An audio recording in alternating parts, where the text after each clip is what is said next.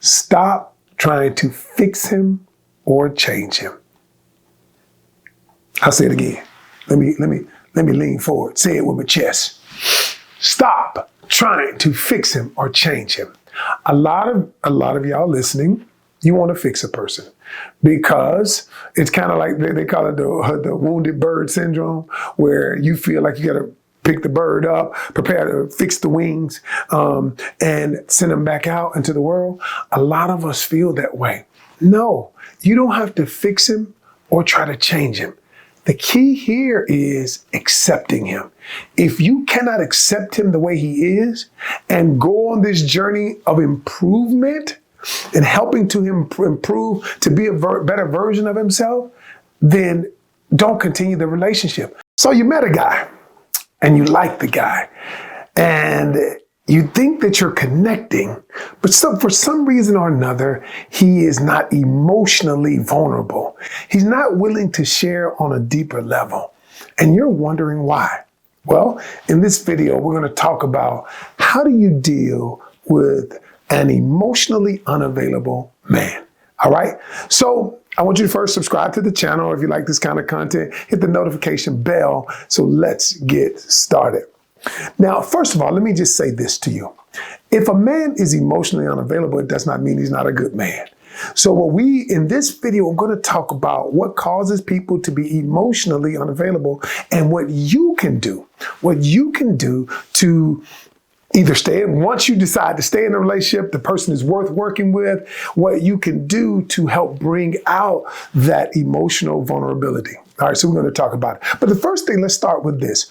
What is a person who is emotionally unavailable? It means someone who has difficulty forming and maintaining emotional bonds in relationships. Now, what does that mean?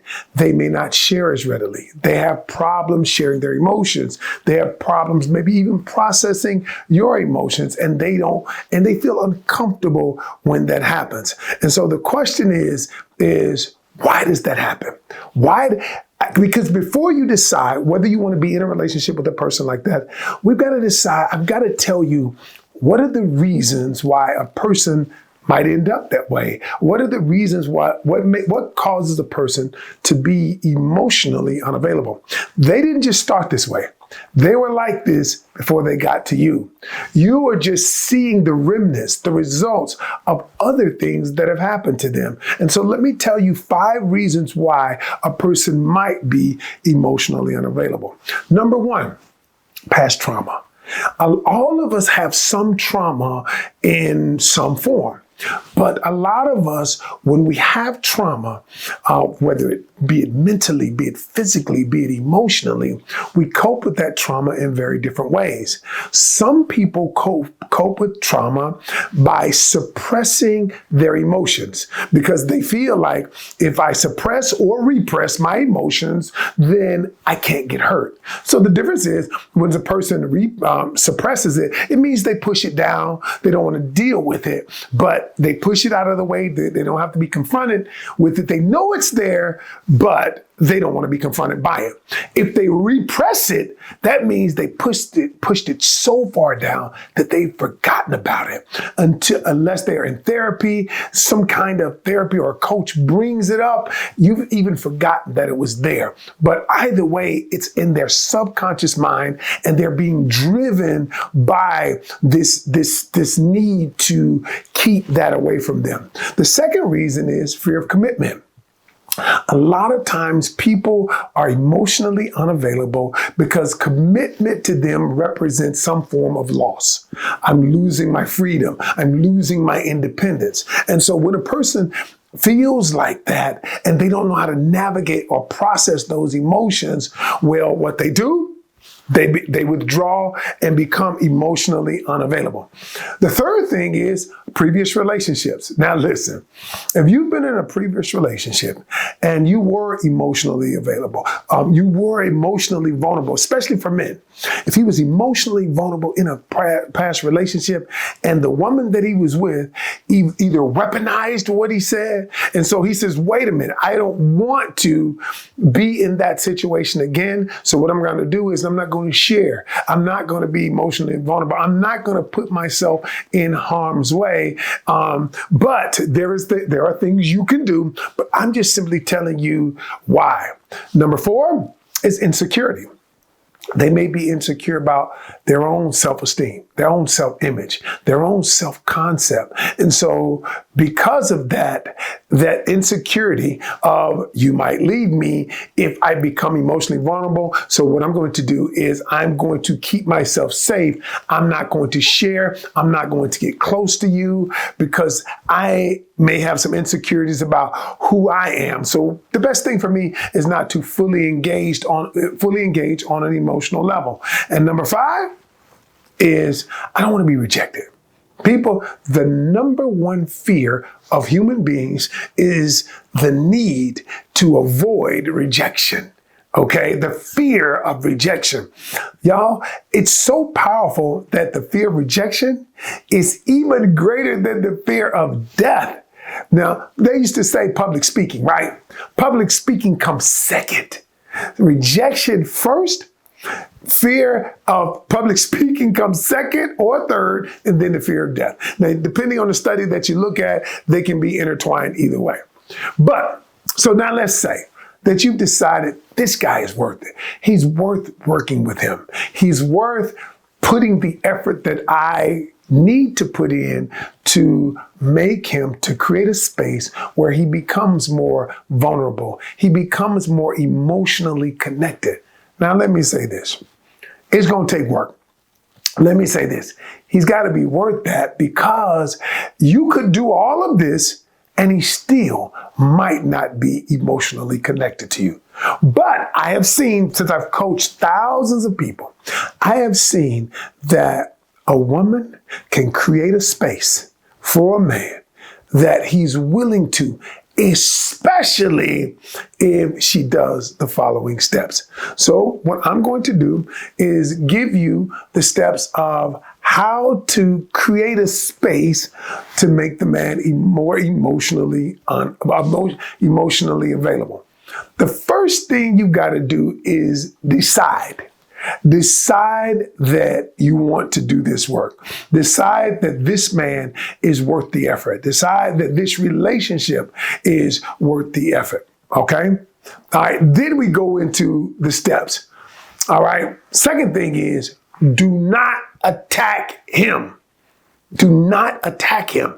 You just emotionally unavailable. You just this, you just that. See, what that does is when you attack him, it feeds into his inner narrative.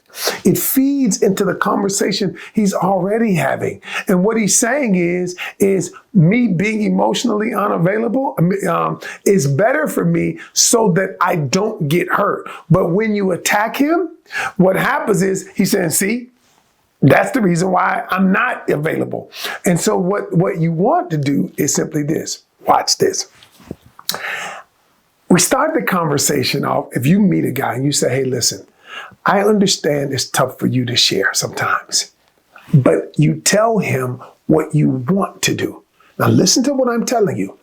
You tell him, I want to create a space where you can be vulnerable, where you can share your feelings, where you can share your emotions. Now, this is a powerful step. Why? Because what you're doing is introducing a thought to his subconscious mind.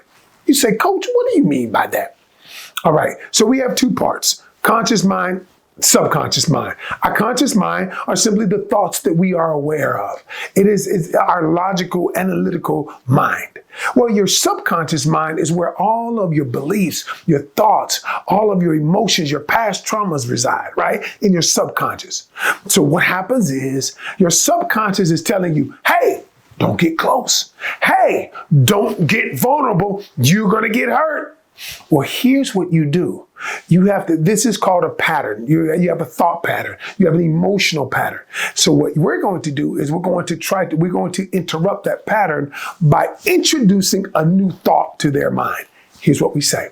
We say, listen, I want to validate that the truth is, I know you have a tough time expressing. Maybe because of a past relationship, maybe for whatever reason. But I want to create a safe space for you to be able to share with me. It may not be today.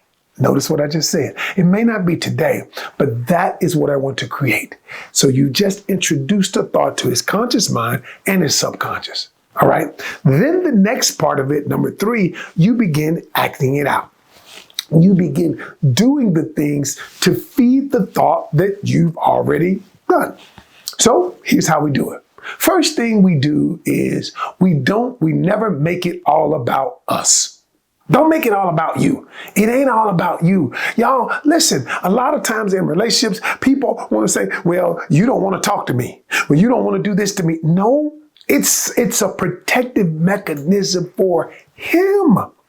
So the third thing is don't make it all about you. Fourth thing is this right here, is you begin doing the things to show him what a safe space looks like. You say, well, what do you mean, coach? Show him what a space. So you start sharing with him vulnerable things about you.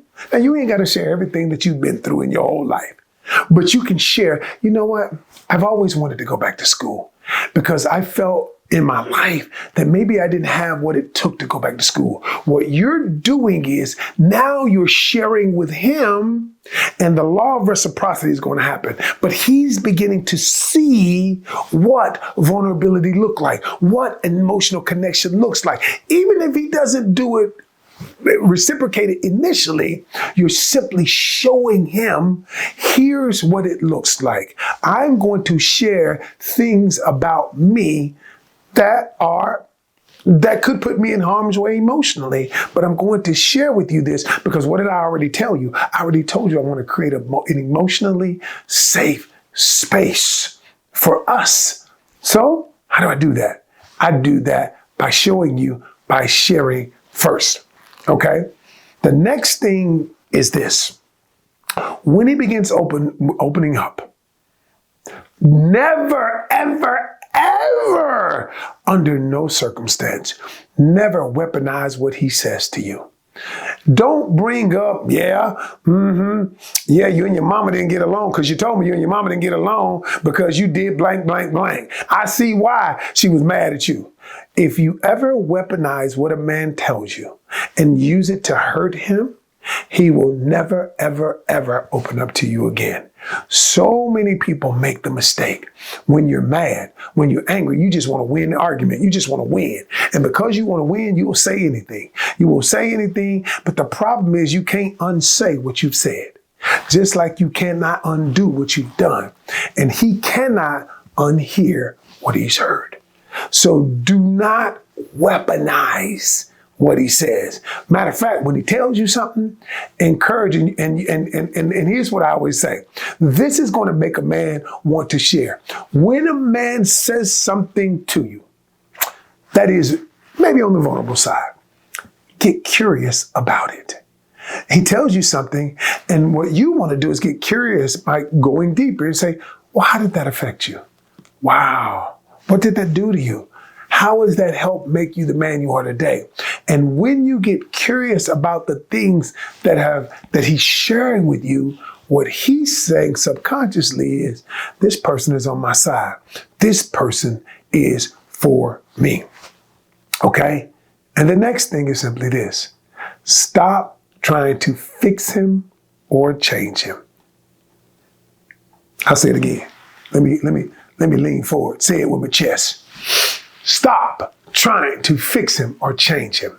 A lot of y'all listening, you want to fix a person because it's kind of like they call it the wounded bird syndrome, where you feel like you got to pick the bird up, prepare to fix the wings, and send them back out into the world. A lot of us feel that way. No, you don't have to fix him or try to change him. The key here is accepting him. If you cannot accept him the way he is and go on this journey of improvement and helping to him improve to be a better version of himself, then don't continue the relationship. Don't be in it because you can't fix him. We only can fix ourselves, facilitate an environment where we want to fix ourselves. And then that's when healing starts. That's when growth starts. All right. And the last thing is focus on improving yourself. When you focus on improving you, he will see it. Remember, he will see it. He sees you trying to improve you. You don't have to say it. A good man. Notice I said a good man. Now, I wasn't talking about a man who's out here playing, a man who is not serious about partnership, relationship, or whatever. I'm talking about a good man wants to be better. He wants to be a better version of himself. But I implore you again, show him what that looks like. No, you're not his mama. Some people are going to look at this video and tell me, Coach, I ain't his mama. I didn't ask you to be his mother. I simply said, focus on you and become a better version of you so that he can see what that looks like. All right? All right, y'all. I hope this helped. I'll see you on the next one. Hey, if you like this content, subscribe to this channel. Also, click the notification bell so whenever I drop a new video, you'll be the first to receive it.